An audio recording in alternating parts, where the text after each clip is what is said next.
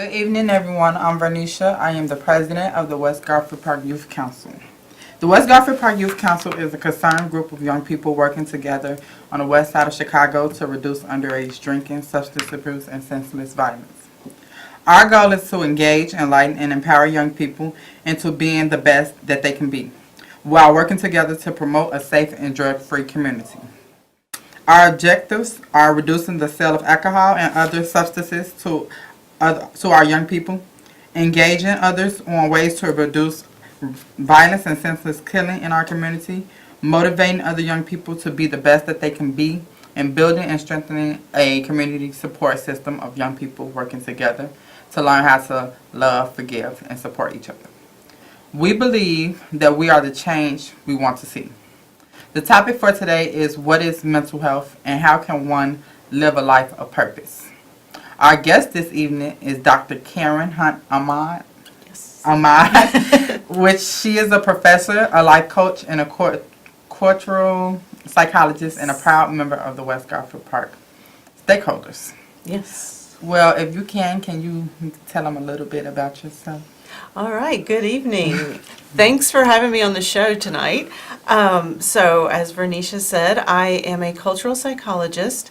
And I started my career, I got my degree in psychology, but I did not go the route of becoming a therapist. I went a research route, and I actually started researching social business and ways that people do business in different cultures and different ways that people do business and deal with money and things like that. So as part of my research and teaching, I was asked to volunteered at Orr Academy High School here on the west side with a teacher that I knew, and we put together a social business program for the students at Orr Academy for juniors and seniors in high school. And as part of that program, I started observing, and we started observing, that the students really, in order to live a purposeful life and in order to find out how to make a living and how to give back to the community through social businesses, it really required that youth and young adults be taught more than just how to do business. It really required more attention to pay more attention to what's going on in their lives, their mental health, and the softer skills of running a business. So from there, I started getting more involved with youth and young adults, and I moved into life coaching, which looks more at the whole person and teaches skills that lead a person to live a purposeful life instead of just concentrating on the business side of life. Well, thank you for being a guest on tonight's show. My name is Vernisha Jones. Again, I'm the president of the West Garfield Park Youth Council. Our phone lines are open. You can call in with your questions and comments concerning the issue we are talking about today. What is mental health and how can one live a life of purpose? You can call in at 312-738-1060. Again, that number is 312-738-1060. Our phone lines are open for calls. So why do you feel a person should live a life, a purpose in life? Okay, that's a really good question. So I feel that people should have a purpose in life. It's what gets you out of bed every morning. It's what helps you carry on when things get bad, when you have a bad day or a bad week or something just traumatic or bad happens in your life. So having a purpose kind of keeps you moving past, it keeps helps you elevate your mood and keeps you moving forward in life and feeling good about yourself and what you're doing. I feel like a person should pursue a purpose in life because just like you said, being able to wake up to something. So like if a person has something that they really want to do, I feel like that pushes a person a lot. So say for instance, like when they say when you found a career, find something that you love doing that you would do without getting paid for it. Exactly. So I feel like that's something big because it's like with school. We don't like waking up in the morning for school, but if it was something interesting that we knew we was looking forward to, such as a homecoming dance or a game or knowing something was going to happen that day, we'll get up for it. So and imagine most of us have to work for the rest of our lives, right? Yeah. So you sure want to be doing something that you like if you've got to get up every morning and go to work. Definitely. So can you tell our audience why you're so passionate and engaging, enlightening, and empowering young people and their parents? I just I've always been an educator, and I have just been drawn to young youth and young adults. So say teenagers, older teenagers, and young adults up through kind of the early 20s. I just think that's such an exciting time in life. Yeah. You're past the young kid stage, and so you don't need your parents and other adults as much or in the same way. You're starting to form your own thoughts. You know what you want to do with your life, or you're starting to figure that out. Yeah, but you're still young enough that you learn. You're really open to learning, and you really are driven to, get the best out of life and learn the best things that you can learn. So I just really like this age group. Yeah. Yeah, they can be difficult at times, because I know personally, me being young, at times I can be difficult. I can have times where I have my attitude, and I can have times where I don't want to be bothered with and stuff like that. But honestly, me being a president of the youth council and working with a group of young people, I can see the difference, because it's like people coming up with attitudes from school saying this, that, and the third done happened. They got into it with this person, got into it with their teacher, failed the test or whatever. But it's like once you get them out of that shell, they have so much information to give. They have so many opinions. Right. And, they're always the best to talk to. Right. When it comes to different situations, especially when we're dealing with situations on the west side of Chicago, trying to get solutions and stuff, and what young people want to do. So it's best to get it from a young person. Yeah. So, and I really like hearing the ideas of young people, because you think of things in a different way than some of us older people do. Yeah. And and I really like to listen to what you guys have to say, because you have some solutions we've never heard of, or we never thought about, based on your life and your generation. And I will have to say, I have 2 daughters. I should say hi to them out there around your age. So, Yeah.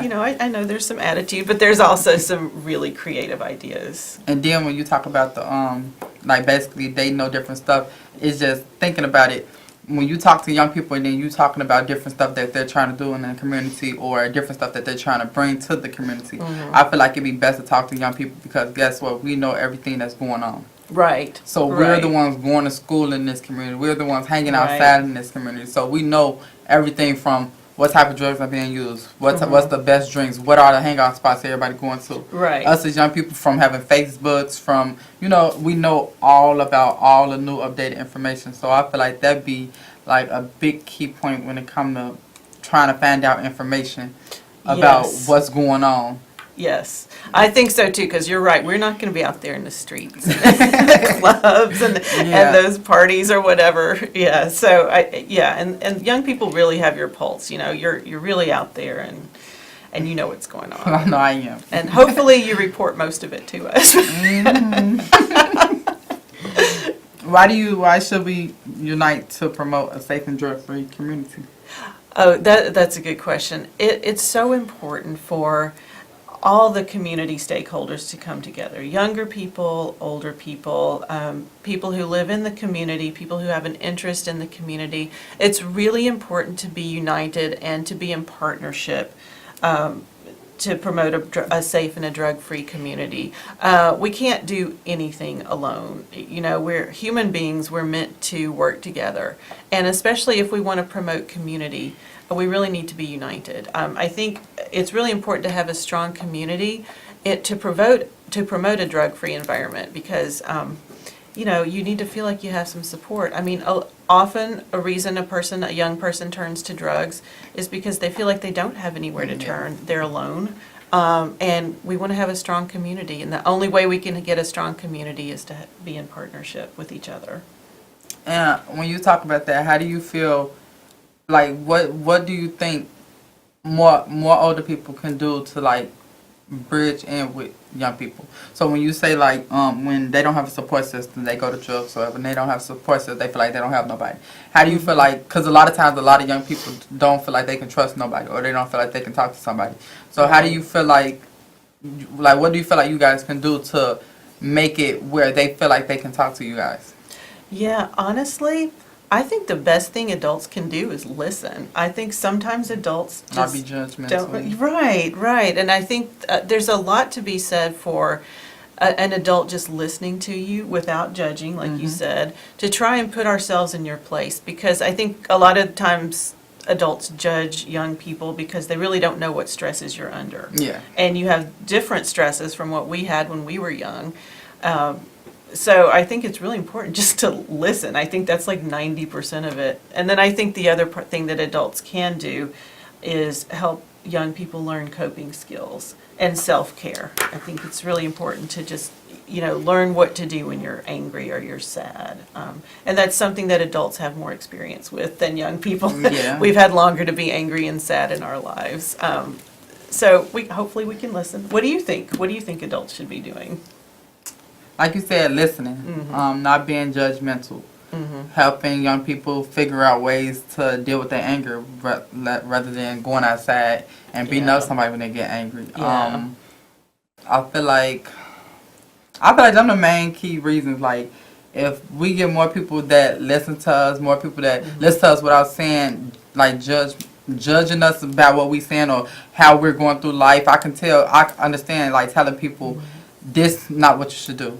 I know you're going to get into trouble doing this, but not bashing us with it. Right. Because it don't do nothing but make a young person want to do it even more. Right. That's what I've observed about so young people. So it's like, yes. Me personally, that's me. Like, if you tell me to constantly not do something, it makes me want to do it more. So I'd rather you talk to me, understand why I'm doing it, understand where my head is at, and other than you feel me just telling me, like, don't do it. Yeah. Or don't do it because you're going to end up in jail. Don't do it because you're going to, like kids, and like nowadays, a lot of young people, that type of stuff fascinates them. It fascinates them. So I feel like it's different ways you should approach stuff.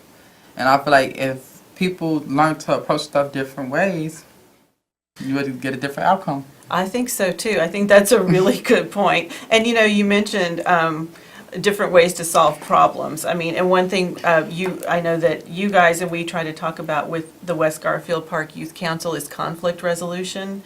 And I think it's important for and I think it's important for adults to guide young people in how to do conflict resolution, but I think also equally important to listen to you young people as to how you think, help you build the skills without us having to tell you or trying to tell you how to solve a conflict, maybe guide you through solving conflicts. What do you think? It's hard. It is hard. It's hard when it's coming hard. Conflict resolution. Cause it depends on the situation. Like, I done had situations where you feel me, I react quick. Yes. So I feel like that would be a perfect solution because it's hard. It is hard. And when there's a lot of stress, young people are under so much stress, whether it's on the west side or anywhere. Young people are under so much stress. And when you're under so much stress, and when you do have trauma and stress in your life, you tend to react quickly. So if you get angered, you'll act quickly. And I think one thing that we need to do is help young people understand how to self-calm and self-care so that the reactions aren't as quick, so you can step back and think about, like, how do we solve this problem that we have. So is there any way you can explain to our audience what is anger and how should young people deal with it without becoming victims of violence, since we're talking about that now? That's a good one. That's a good one. Now. Yes. So anger is an interesting emotion. A lot of people say that anger is not a real emotion, that anger comes from another emotion like frustration or sadness or fear or something like that. So I think one thing we can do is look at anger and say that anger in itself is not a bad emotion. Like, people tend to say there's good emotions and bad emotions. Anger is not bad. Anger is telling you that something is wrong, that something has violated how you think it should be. And it's just people don't took their own definition of it. Exactly. And there are a lot of different definitions of anger, but anger is telling you that something's wrong. So it's good to kind of think about why you're feeling angry, but then also learn the skills to say, okay, I'm angry about this. How can I calm myself down so that I can solve this problem?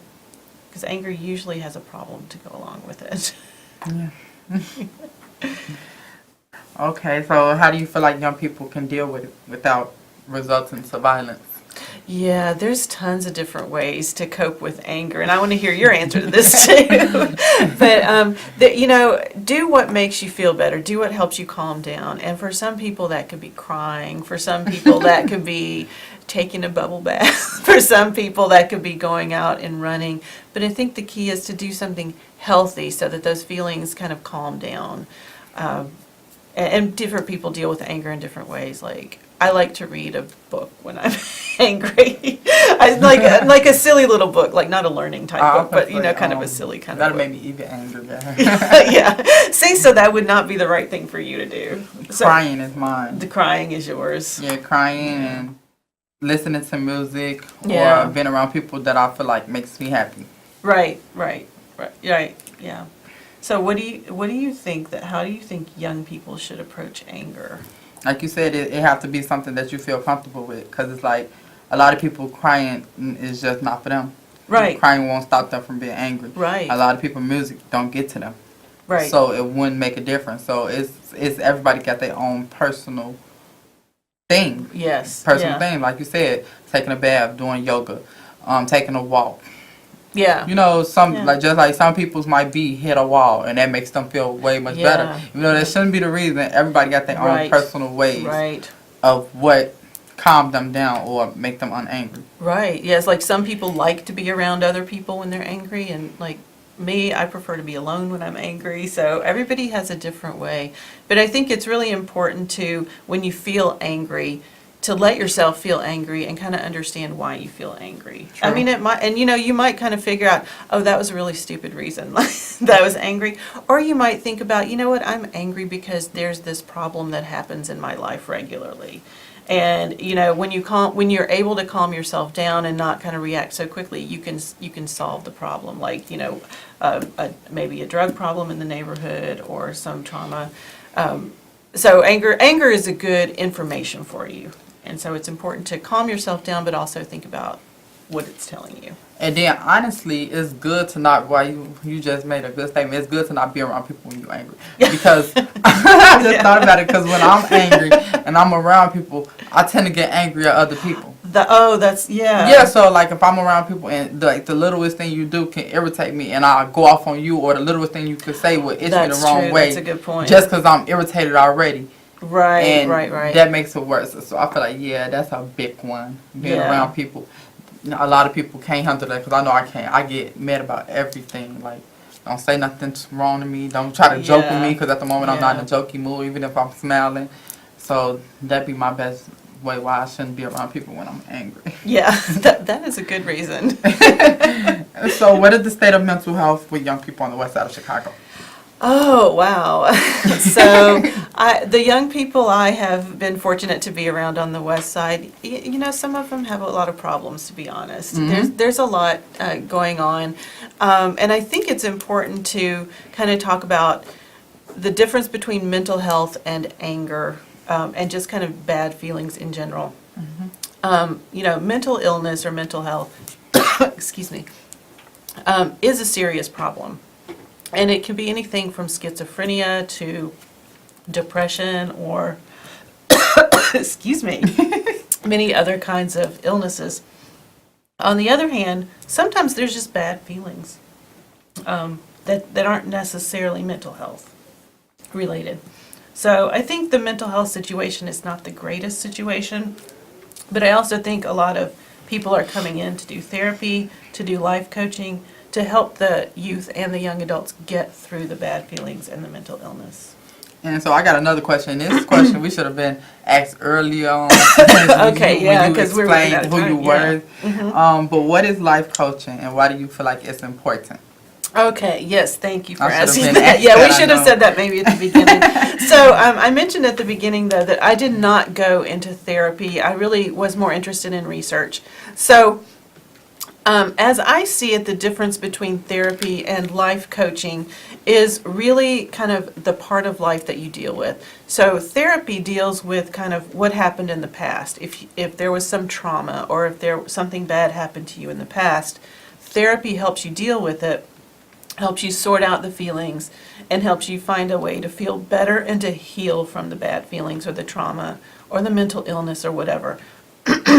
Life coaching, on the other hand, is something that you do when you've gone through therapy and you're starting to feel better and you're starting to look forward into your life and think about what is your purpose in life, like we talked about, And also, where do you want to go with your life? How do you want to build your life? What do you want to do? What kind of work do you want to do? What kind of person do you want to be? What kind of family or relationship do you want to have?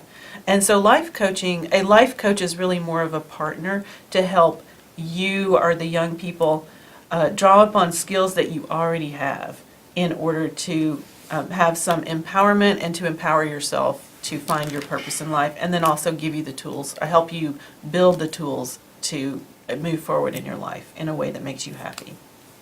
And speaking of different stuff with youth, the West Garfield Park Youth Council, we meet every Monday at 4:30 to 6:30 at 4540 West Washington. Again, that is 4540 West Washington. You can contact us at 773-287-5821. And also, we have a Thanksgiving dinner coming up where it will be at George Cleveland Elementary School, November 15th, 5 p.m. until 9 p.m., 512 South Laverne. And if you have any information about that, you can contact us at 773-287-5821. Again, that number is 773-287-5821. We are looking for volunteers, so if you have any information about that, you can contact us with any questions or comments. So back to you. Do you have any, can you remind everyone who you are? Yes. What you do? And just any last minute thoughts or anything you want to say to the audience? Okay, yes. Any encouraging words or anything? Okay, so again, I'm Karen Hurt-Ahmed, and I am very proud to be involved with the West Garfield Park Youth Council and also the West Side stakeholders. I've been very fortunate to be a part of these groups to help youth and young adults on the West Side. And I see we have a caller. Yes. We can take this caller. Hello, question or comment? Yes. Good evening, ladies. Hello. Hi. Quick comment, I guess, and a question. The way that we live in our society now, it's a great possibility. I think youth, adults, everyone needs a little help. I think that we all need to seek help sometimes because things are just crazy in the society that we live in now. And if you think about the difference between now and, say, 30 years ago, look at the difference. So imagine what it's going to look like in another 30 years. So I think we all need some kind of form and help. We all need to talk to somebody because if you look around and listen, things are just not right. If you think I'm lying to you, look in Las Vegas, look over at the church, look at young people, what they doing. How can you just wake up, put a gun in your pants, walk out, shoot and kill somebody? Don't rob them. Don't do anything. Look at the man today that just went to jail. Raped a woman, stabbed her 17 times, and just did everything. Society is changing. People are changing. So I'd like to hear your comment real quick before you leave, and I want to thank you so much for taking the call.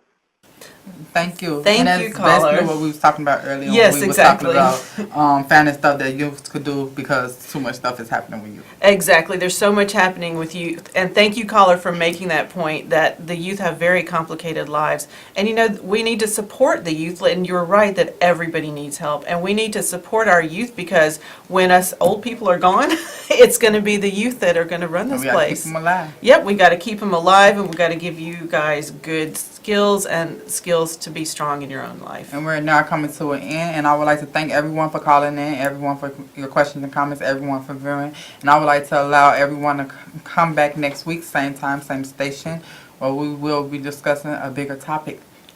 Good night.